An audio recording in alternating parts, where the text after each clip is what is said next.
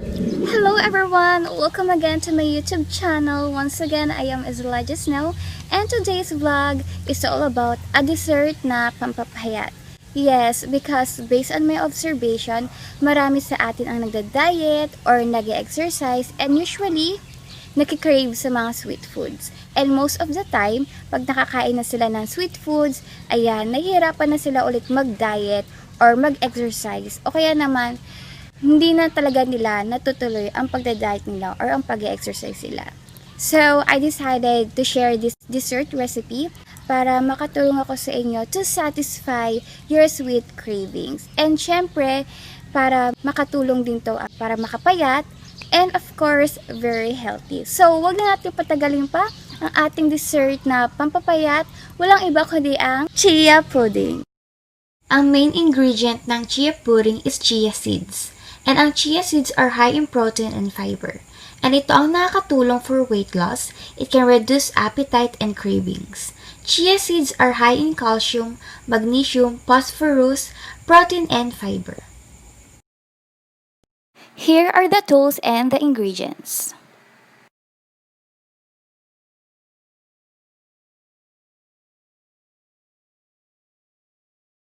One tablespoon or measuring spoon, glass jar, spoon para sa panghalo, almond milk. Almond milk ang ating gagamitin na milk dahil ang almond milk is lower in calories and sugar compared sa dairy milk. And ang almond milk meron siyang vitamin D, vitamin E, calcium, and of course, lactose-free. And maraming brand ng almond milk kayong makikita sa grocery store, katid ng Kirkland, Silk, Almond Breeze, okay, 137 degree, and then, etong So Good. So, tinatry ko yung iba't ibang brand ng almond milk, and then, eto naman yung itatry ko. So, ito ang ating gagamitin sa ating chia pudding. Siyempre, hindi mawawala ang ating chia seeds dahil ito ang ating main ingredients. Ayan. And pwede din kayo gumamit ng ibang kulay ng chia seeds, yung white chia seeds. Ayan. So, it's up to you. Pero ako, I go for black. Ayan. Fruits. Ayan. Any fruits will do. It depends kung ano yung gusto yung fruits na ilagay. Oats. Ayan. Gagamit din ako ng oats, dagdag topping sa ating chia pudding. Chocolate. Ayan. Ang gagamitin ko, chocolate is yung dark chocolate. Nasaan ito? 50% dark chocolate to. And hindi tayo pwedeng gumamit ng lower ng 50% dahil marami na yung sugar. Ayun.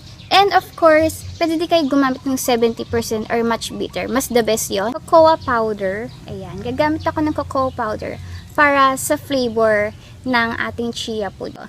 And then, meron din ako ditong cinnamon. It's up to you lang naman tong mga to. Sweeteners. Ayan. Ang gagamitin kong sweeteners ay ito. Ayan, kita ba? Ayan, stevia. Ayan. Ito ang gagamitin ko kasi pag gumamit tayo ng mga sugar, kahit brown sugar pa yon, well, nakagain yun kasi ng weight. And kaya lang naman sila nagkaiba ng white sugar and brown sugar dahil sa molasses. And pwede din kayo gumamit ng honey o kaya maple syrup or kaya itong stevia. So ako, I go for stevia. And pwede din kayong hindi na din gumamit ng, pwede hindi na din kayo gumamit ng mga sweeteners kung sobrang tamis naman ng inyong fruits. So, it's up to you kung gusto nyo gumamit or hindi. Gagawa na tayo ng chia pudding. Our first recipe of chia pudding.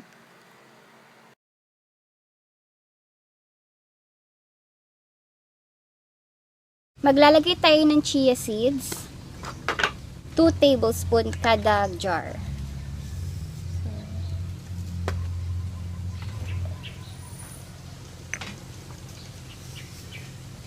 Ito. 2. 1. 2. Ayan. Ayan. Lalagyan natin ng stevia.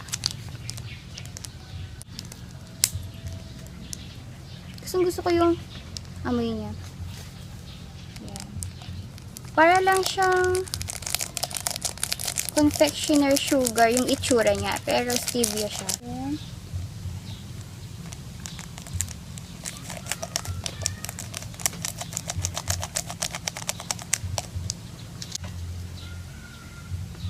lalagay na natin yung mga toppings natin.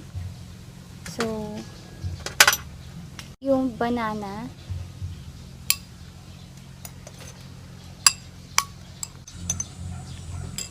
Yung isa, hindi lalagyan muna ng banana kasi ibang flavor yung gagawin natin to. So, set aside natin to. Tatabi muna natin.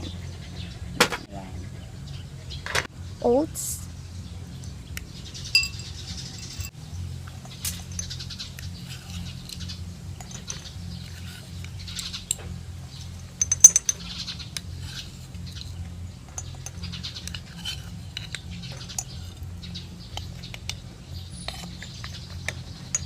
Ayan.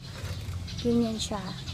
Lagyan ko ng cinnamon. So, it's up to you kung lalagyan nyo ng cinnamon. Kasi yung iba, ayaw ng flavor ng cinnamon or yung lasa ng cinnamon. Eh, ako kasi, favorite ko talaga cinnamon. Naglalagay ako sa mga fraps, sa tea, sa mga bread.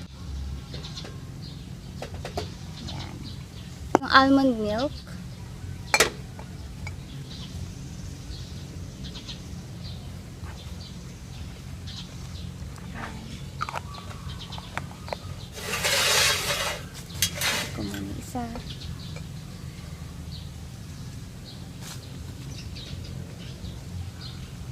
Haluin ko.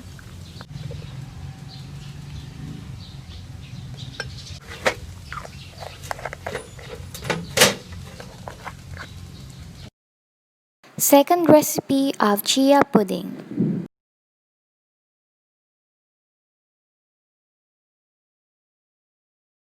So guys, ito naman yung isa nating gagawin, yung chocolate flavor.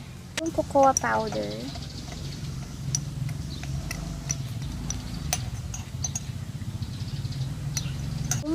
Dark chocolate.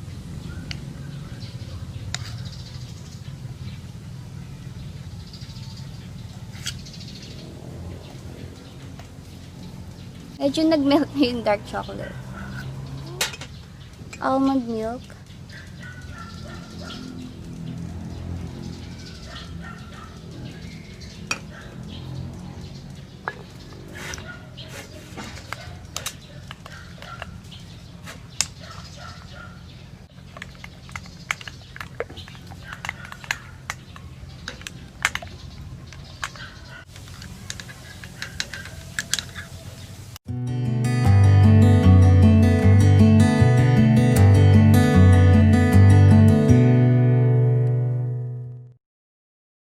So guys, ito na ang ating chia pudding, yung chocolate flavor.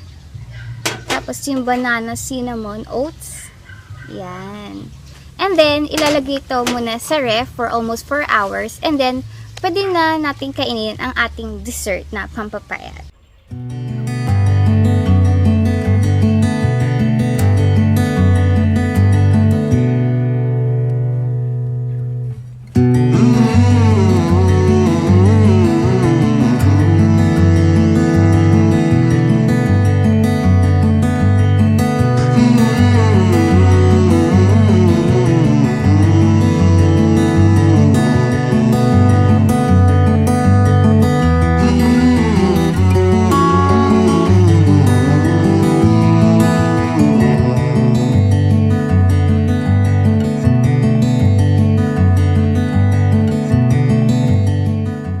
So, ayun guys ang ating video for today.